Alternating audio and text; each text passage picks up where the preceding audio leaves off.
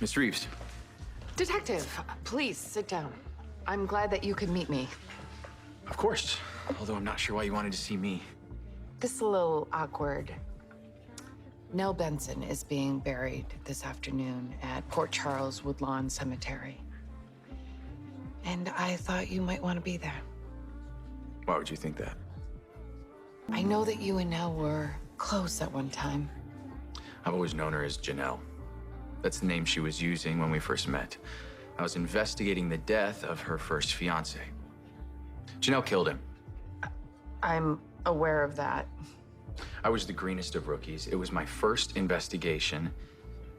Janelle played me, and I fell for it. She slept with me to compromise the investigation, and she almost cost me my entire career. And you never forgave her for that. All I want to do is give her a decent burial. Of course. And that is your prerogative. Now, if you'll excuse me.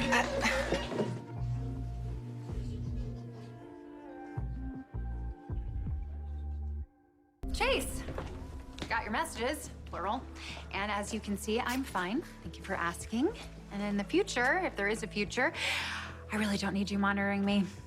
Last time I checked, you were sleeping on my couch. Oh, last time I checked, you evicted me. And I apologized and took it back, as I'm sure you know since you listened to my voicemails. Oh, I didn't say listened. I saw that you called and left messages, but I didn't have time to play them back because I was busy. With Valentin. I don't see how that's any of your business. If you don't want people jumping to conclusions, don't show up to a restaurant with a guy wearing the same clothes that you were wearing yesterday. I assure you our association is by mutual consent. I am not talking to you. Valentin is playing you, Detective. He's just saying enough so you draw the wrong conclusions. I doubt anything happened. Then you'd be wrong.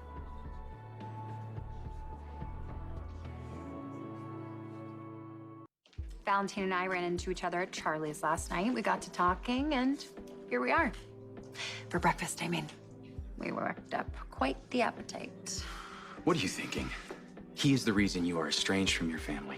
No, actually, my father is because he's arbitrary and unfair and a total hypocrite who...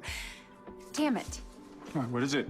My songwriting bag. I don't remember bringing it to Charlie's last night, and I definitely didn't have it in your hotel room. I just remember you with the purse. It's at my family's house.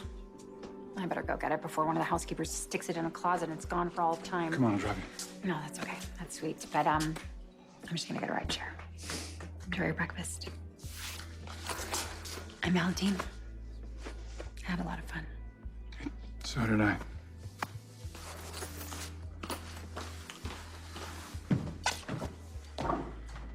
So who has questions?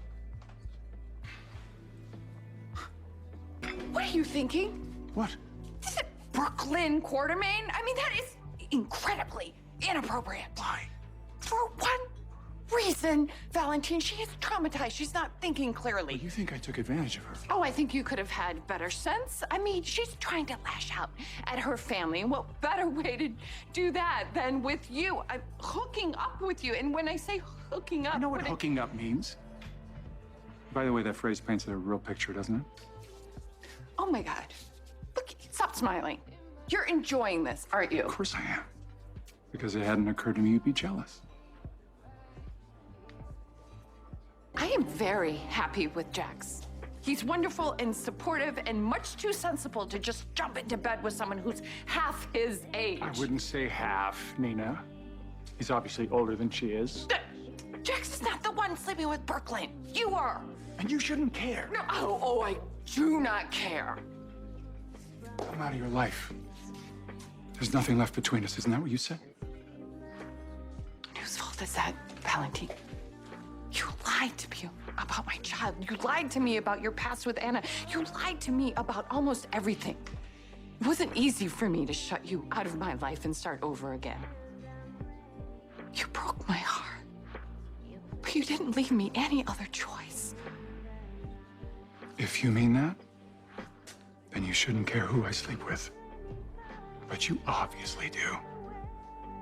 So maybe you're not as over me as you claim to be.